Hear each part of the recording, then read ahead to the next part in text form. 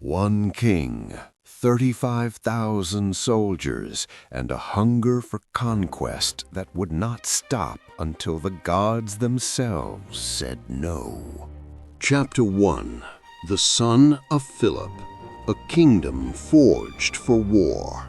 Macedonia in the 4th century BC was a kingdom on the northern margin of the Greek world, long dismissed by the polished city-states of Athens and Corinth as a semi-barbarous backwater, until a warrior king named Philip II decided to change that judgment permanently. Philip reorganized the Macedonian army around the sarissa, a pike up to 21 feet long that gave his infantry an extraordinary reach advantage in pitched battle, and paired it with the companion cavalry, heavily armored horsemen who served as his personal shock force. By 338 BC, Philip had crushed the Greek coalition at the Battle of Chaeronea and formed the League of Corinth, positioning himself as the undisputed leader of the Greek world and supreme commander of a planned war of revenge against Persia. The boy who would carry that plan to its extraordinary conclusion was born in 356 BC in Pella, the Macedonian capital. A child of fierce energy, penetrating intelligence, and a mother, Olympias, who told him from earliest childhood that his true father was the god Zeus. At 13, Alexander was placed under the tutelage of Aristotle himself, who spent 3 years instilling in the prince a love of philosophy, medicine, botany, and Homeric poetry, particularly the Iliad, which Alexander is said to have kept under his pillow alongside a dagger. The young prince tamed the famously uncontrollable horse Bucephalus as a boy, recognizing that the animal was afraid of its own shadow and simply turning it to face the sun, a demonstration of observation and force of personality that reduced the entire Macedonian court to silence. At 18, Alexander commanded the cavalry at Chaeronea and personally broke the sacred band of Thebes, the most feared infantry unit in Greece, his first experience of what the companion cavalry could accomplish in the hands of a leader bold enough to use them properly. In 336 BC, Philip II was assassinated at the wedding of his daughter in the theater at Aegi, cut down by a disgruntled bodyguard, leaving the Macedonian throne to his 20-year-old son, who moved with startling speed to secure his position. Alexander executed rival claimants, crushed a rebellion in Thebes so completely that he razed the city to the ground, subdued the Illyrian and Thracian frontiers to his north, and within 2 years had secured every boundary of the Macedonian kingdom against challenge. When he crossed the Hellespont into Asia in the spring of 334 BC with an army of roughly 40,000 men and debts of 500 talents, he was not simply executing his father's plan. He was beginning a journey that would take him 20,000 miles and consume 11 years of his life. Chapter 2. The Granicus and the Fall of Persia's Western Defenses. The first Persian resistance came at the Granicus River in May 334 BC, where the local satraps had assembled cavalry and Greek mercenary infantry on the eastern bank, and Alexander's senior general Parmenion advised waiting until dawn to cross, advice that Alexander immediately rejected. Instead, he led the companion cavalry directly into the river, taking the battle to the enemy at the cost of nearly being killed himself. A Persian nobleman named Spithridates had raised his sword over Alexander's head before Cletus the Black cut the man's arm off, saving the king's life in his first major engagement. The victory at the Granicus opened the entire western coast of Anatolia, and Alexander moved through Sardis, Ephesus, Miletus, and Halicarnassus, liberating the Ionian Greek cities from Persian rule and framing the campaign from the outset as a war of Greek liberation rather than naked conquest.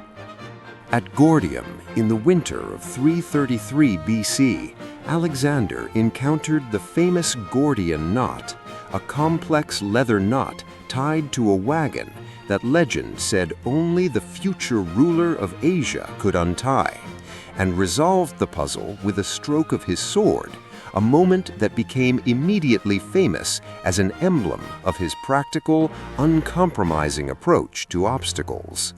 Moving south through the Taurus Mountains into Cilicia, Alexander fell dangerously ill after swimming in the icy Cydnus River, and his physician Philip administered a medicinal draught at the very moment a letter arrived warning that Philip had been bribed by Darius to poison the king.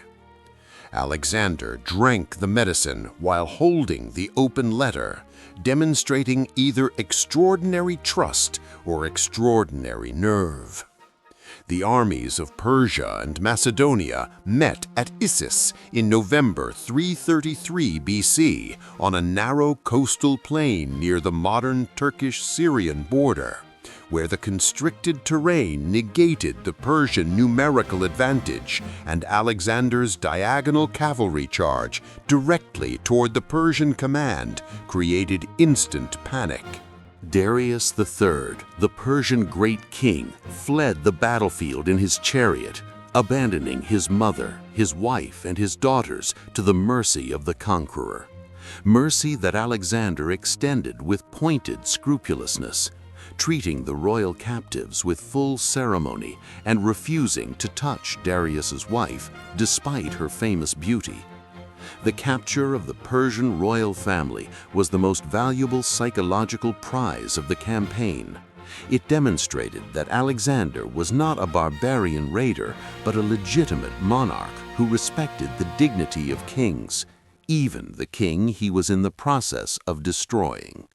Darius sent an offer of peace, the western half of the Persian Empire, a vast ransom for his family, and the hand of his daughter in marriage, terms that Parmenion, Alexander's cautious senior general, called extraordinary.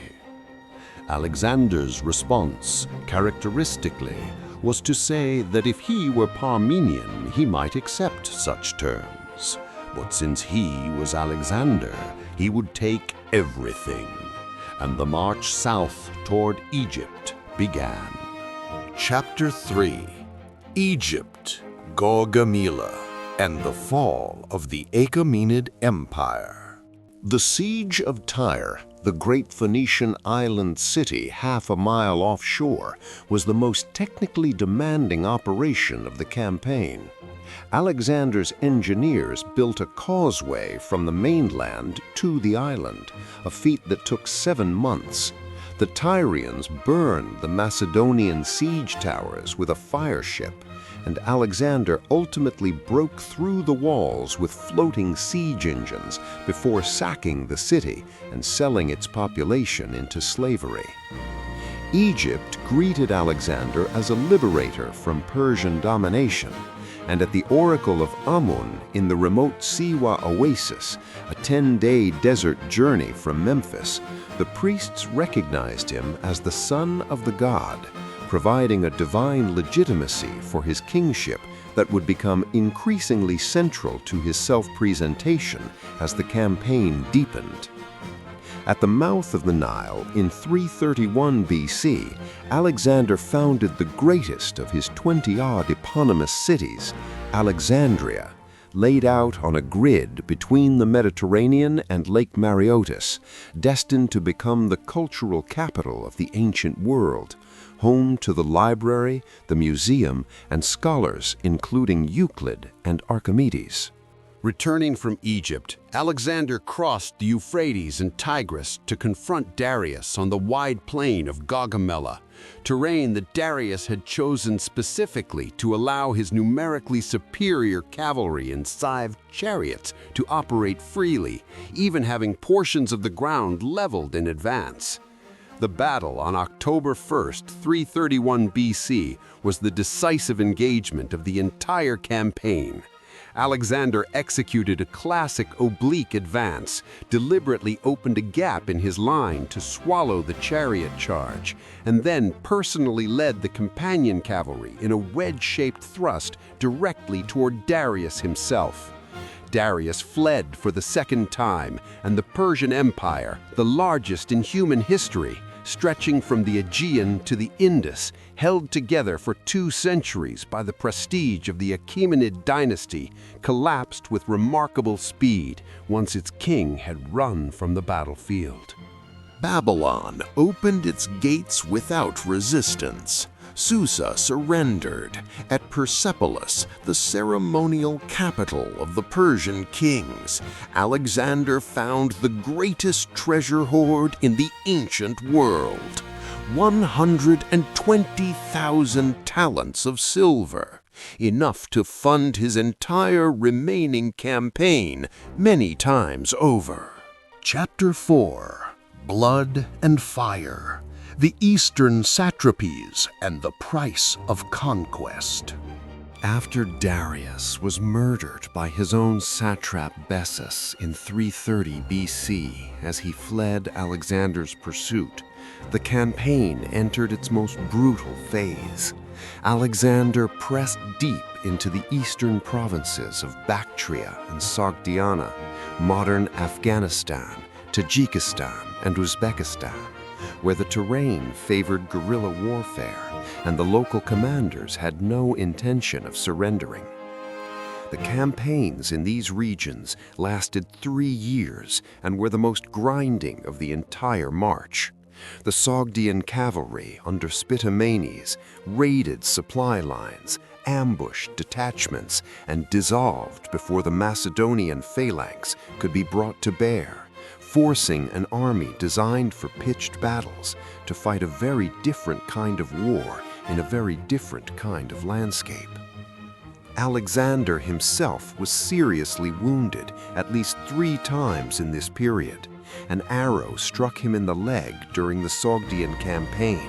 Another deeply wounded his shoulder, and his behavior grew increasingly erratic under the combined pressures of distance, alcohol, and the growing cultural chasm between him and his Macedonian companions. In a drunken quarrel at Maracanda in 328 BC, Alexander killed his friend Clytus the Black, the same man who had saved his life at the Granicus, after Clytus made contemptuous remarks about Alexander's adoption of Persian customs. And Alexander was so devastated by remorse that he refused to eat for 3 days. The Philotas affair of 330 BC revealed the darker dimensions of Alexander's kingship. Philotas, commander of the companion cavalry and son of Parmenion, was accused of failing to report a conspiracy. He was tortured and executed. His father, Parmenion, thousands of miles away and guilty of nothing, was then assassinated to prevent revenge. The capture of the Sogdian Rock in 327 BC demonstrated what Alexander's army was still capable of in its best moments. A supposedly impregnable cliff fortress that Oxyartes thought unassailable was scaled overnight by 300 volunteers with tent pegs and ropes, who lost 30 of their number to falls, but appeared at dawn on the heights above the stunned garrison. Among the captives at the Sogdian Rock was Roxane, the daughter of Oxyartes, whom Alexander married in a ceremony that outraged many of his Macedonian companions, who saw it as a degrading alliance, but which represented Alexander's increasingly genuine conviction that he was building an empire that transcended Greek and Macedonian identity. When Alexander attempted to introduce the Persian court custom of proskynesis, prostrating oneself before the king, the Macedonian officers refused to a man, regarding it as an act of worship appropriate only to gods. The philosopher Callisthenes publicly mocked the idea. Alexander backed down, but had Callisthenes arrested on other charges, and the cultural rift between the conquering king and his Macedonian core never fully healed. The crossing of the Hindu Kush in the spring of 327 BC marked the transition from the Persian campaign to something entirely new. The mountains rose to over 11,000 feet, the passes were still buried in snow, and Alexander divided his army to cross by different routes, personally leading half the force into country his world barely knew existed. Descending into the Kabul Valley and moving east into the Swat Valley of modern Pakistan, Alexander conducted brutal mountain warfare against the highland tribes, the Aspasians and Assassinians, who had no intention of yielding to a conqueror they had never heard of, arriving from a direction that made no geographical sense to them. Chapter 5: The Hindu Kush and the Road to India. The siege of the Aornos Rock, a nearly vertical bastion 7,000 feet above the valley floor in the modern Swat district, was accomplished by a feat of engineering that would have been impressive in any century. Alexander's men filled in an entire ravine to bring their siege weapons level with the fort, an operation that required days of communal labor with ropes, timber, and the disciplined application of overwhelming effort. The fall of Aornos was strategically important not just as a tactical victory, but as a symbolic one, because legend held that even the god Heracles had failed to capture it. And by succeeding where a god had allegedly failed, Alexander was once again constructing the divine narrative that increasingly surrounded and complicated his mortal campaign. Crossing the great Indus River at a point near modern Attock, Alexander arrived at Taxila, a wealthy, sophisticated city near modern Islamabad, whose king, Ambi, had the strategic intelligence to recognize that cooperation with the conqueror offered better prospects than resistance, and was received there with the kind of welcome that had eluded him in the mountain fortresses of the northwest. At Taxila, Alexander encountered something entirely new in his decade of campaigning: the gymnosophists, naked philosophers, probably ascetic Jains or Hindus, who sat in the sun on the rocky hillside and engaged the conqueror in philosophical debate, probing his claims to divine identity and the purpose of his endless march with a directness that reportedly fascinated and slightly unsettled him. The intelligence reaching Alexander from Taxila about what lay ahead was sobering. Beyond the rivers of the Punjab stood the kingdom of Porus, reinforced by war elephants, animals the Macedonian horses would instinctively refuse to charge. And beyond Porus lay the vast Gangetic plain and the Nanda Empire of Magadha, reportedly commanding 4 times the troops Alexander had brought from Macedonia. But Alexander was not a man who was stopped by reports of what lay ahead. He was a man who moved toward such reports and resolved them by force. And in the summer of 326 BC, he brought his army to the swollen bank of the Hydaspes River, where Porus waited on the far shore with his army of thousands and his elephants standing like gray mountains along the waterline. The weeks of waiting before the crossing of the Hydaspes were themselves a masterpiece of psychological and operational art. Alexander made repeated feints and false crossing attempts until Porus grew accustomed to the alarms and stopped responding to them. And then on a dark, stormy night, he crossed upstream with a selected force and attacked from the direction his enemy had least prepared for. When the initial force reached what Alexander had thought was the far bank, it proved to be an island. They waded through additional channels in chest-deep water in the dark, in monsoon rain, before reaching the true eastern shore, an experience that would have broken the nerve of lesser troops, but which the Macedonians endured as simply another obstacle between them and what lay ahead.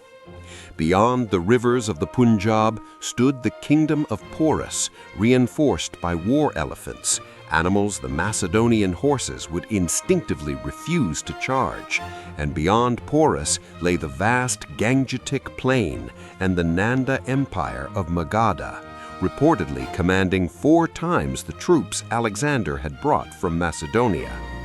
But Alexander was not a man who was stopped by reports of what lay ahead. He was a man who moved towards such reports and resolved them by force.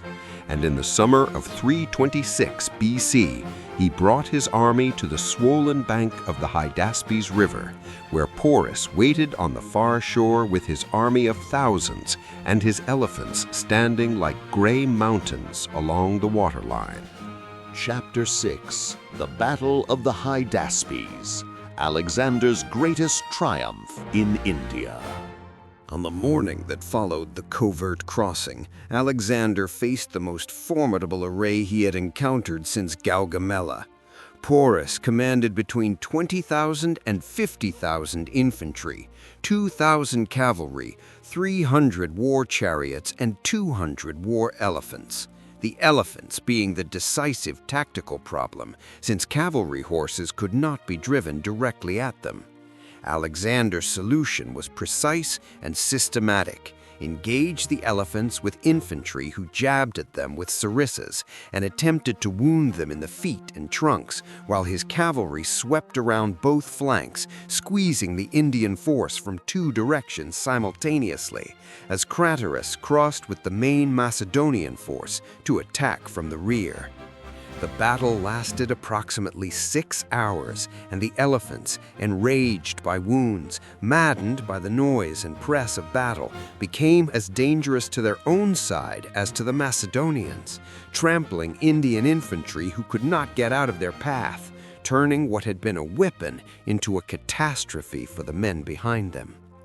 Porus himself fought until the very end, remaining on his elephant even as his army collapsed around him, winded but unbowed, a physical presence on the battlefield so impressive that Alexander sent envoys to ask him to surrender before he was finally brought to the conqueror in chains, still bleeding from multiple wounds. When Alexander asked how Porus wished to be treated, the Indian king answered, "As a king treats a king." Alexander, deeply moved by the dignity of a man who had fought him to the last possible moment, not only freed him, but restored his kingdom, and then added additional territory, making Porus one of the most trusted satraps in Alexander's Indian administration. The victory at the Hydaspes was celebrated with games, sacrifices, and the founding of 2 cities on opposite banks of the river, Nicaea, city of victory, and Bucephala, named for Alexander's beloved war horse, which died during or shortly after the campaign, probably of age and the accumulated wounds of 15 years of service. Fresh from his greatest Indian triumph, Alexander pressed on east into the territory between the Hydaspes and Hyphasis rivers, reducing strongholds and adding territory, each advance bringing more intelligence about the vast empire that lay further east and the armies it could field. The reports were not encouraging. The Nanda Empire of Magadha reportedly commanded 80,000 cavalry, 200,000 infantry, 8,000 war chariots, and 6,000 war elephants, numbers that, even if wildly exaggerated in the retelling, still represented a force of a different order of magnitude from anything Alexander had faced. But Alexander reached the Hyphasis River, the modern Bessus in the Punjab, in high summer of 326 BC, still moving east, still believing that the ocean that bounded the world lay just beyond the next horizon, still convinced that one more march would bring him to the edge of everything. Beyond the Hyphasis lay the great plain of the Gangetic Basin, and somewhere in that plain, weeks of marching away, in the opinion of his officers who had begun quietly consulting among themselves, lay an empire larger than Persia. Chapter 7. The Mutiny at the Hyphasis. The army stops. At the Hyphasis River, in the late summer of 326 BC, the campaign ended, not through military defeat, not through loss of a battle, but through the simple, determined refusal of 50,000 exhausted men to take one more step east.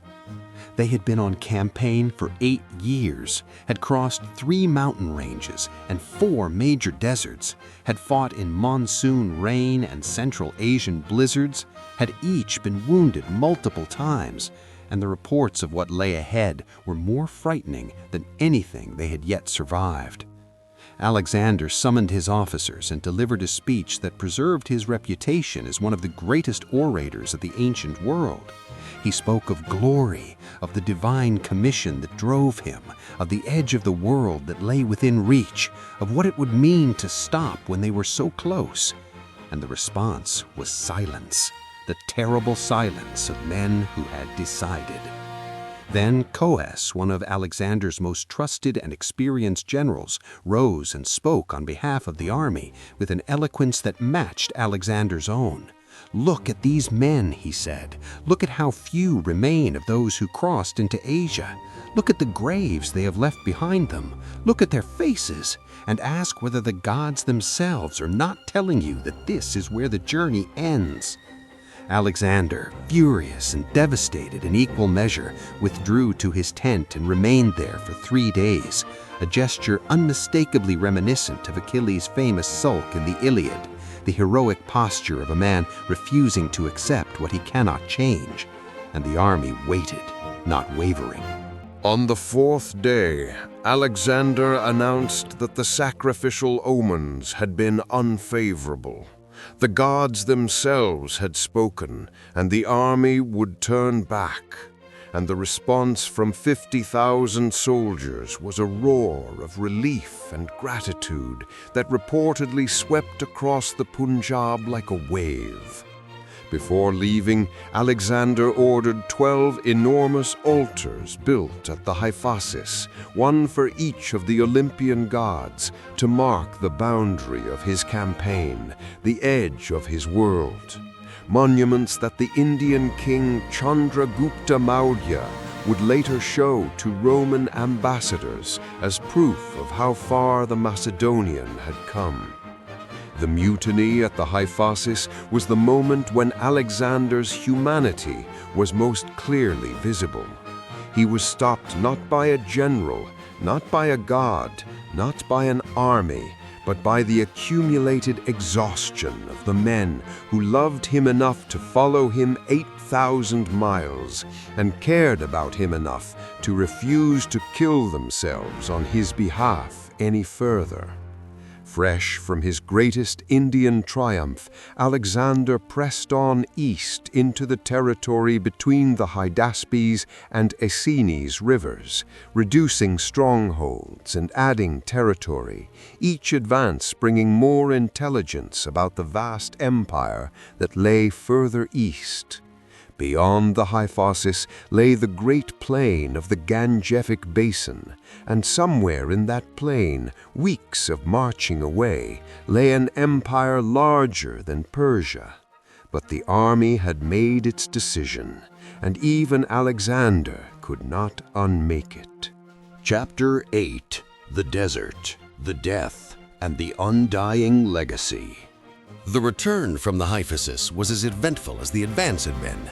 Alexander led the army south down the river systems of the Punjab, fighting a series of brutal engagements against Indian peoples who saw the withdrawal as an opportunity. And it was in one of these actions, a siege of a Mili fortification, that Alexander was struck by an arrow through his lung, collapsed and nearly died on the floor of an Indian town, while his officers tried to hold back the soldiers outside who thought he was dead. The wound was so severe that the two officers who held him while a third extracted the arrow, each excruciating moment watched by every commander in the Macedonian army, left him unable to speak for days, and the sight of Alexander carried on his shield through the city gates of his own camp was the most terrifying moment his army had experienced, more frightening than Gaugamela or the Hydaspes. Reaching the Indus Delta at what is now modern Karachi, Alexander divided his force three ways. Nearchus, the Cretan admiral, was given command of a fleet of 800 vessels to explore the sea route from India to Persia through the Indian Ocean and Persian Gulf. Craterus led the bulk of the army home by a northern inland route, and Alexander himself chose the most direct and most terrible path, through the Gedrosian desert. The Gedrosian march through the modern Makran coast of Baluchistan in 325 BC was the greatest catastrophe of the entire campaign.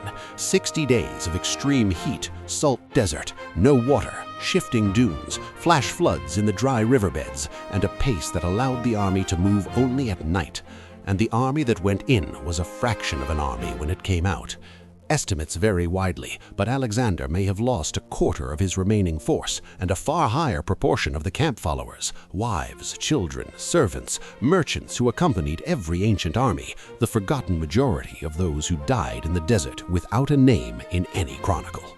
The reunification of Alexander's three forces at Carmania in late autumn of 325 BC was celebrated with a week-long festival of such debauchery that later sources struggled to believe it.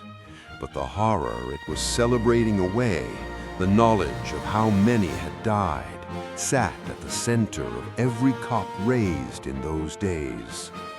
In the final years at Susa in Babylon, Alexander married Darius' eldest daughter, organized a mass wedding between 90 of his companions and Persian noblewomen, and attempted to integrate Persian nobles into the Macedonian army. Changes that triggered the mutiny at Opis in 324 BC, when his Macedonian veterans accused him of forgetting his own people.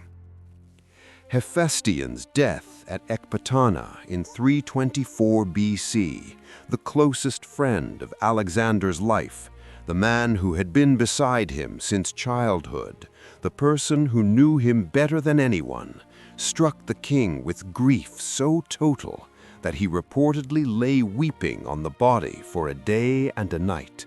And those who saw Alexander in those days described a man who seemed to be grieving not just for his friend, but for everything the campaign had cost.